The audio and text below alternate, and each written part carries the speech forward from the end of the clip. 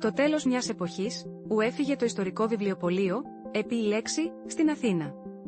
Ένα από τα πιο αγαπημένα βιβλιοπωλεία του κέντρου της Αθήνας, το επί η λέξη, της Οδού Ακαδημίας, κλείνει δυστυχώς οριστικά τις πόρτες του.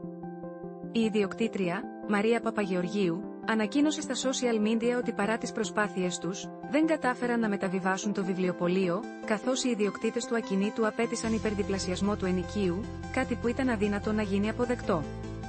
Το επί η λέξη ήταν πολύ περισσότερα από ένα απλό βιβλιοπωλείο. Αποτέλεσε έναν σταθερό πόλο έλξης για όσους αγαπούν τη λογοτεχνία και τις ιδέες, φιλοξενώντας συζητήσεις, παρουσιάσεις και εκδηλώσεις.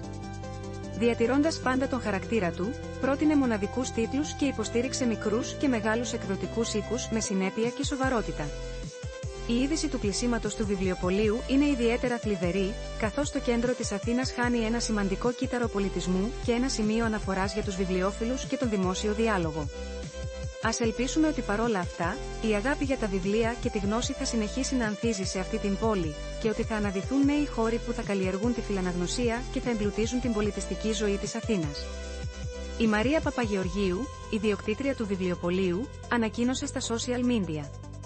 Αγαπητοί και αγαπημένοι μας φίλοι, με μεγάλη θλίψη σας ανακοινώνουμε ότι ο κύκλος που άνοιξε το βιβλιοπωλείο μας, το επί λέξη, κλείνει.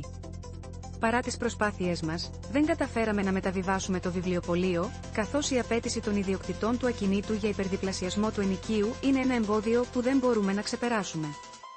Το επί λέξη θα παραμείνει ανοιχτό για τους επόμενους 2 μήνες, προσφέροντας τα βιβλία του σε εξαιρετικά χαμηλές τιμές.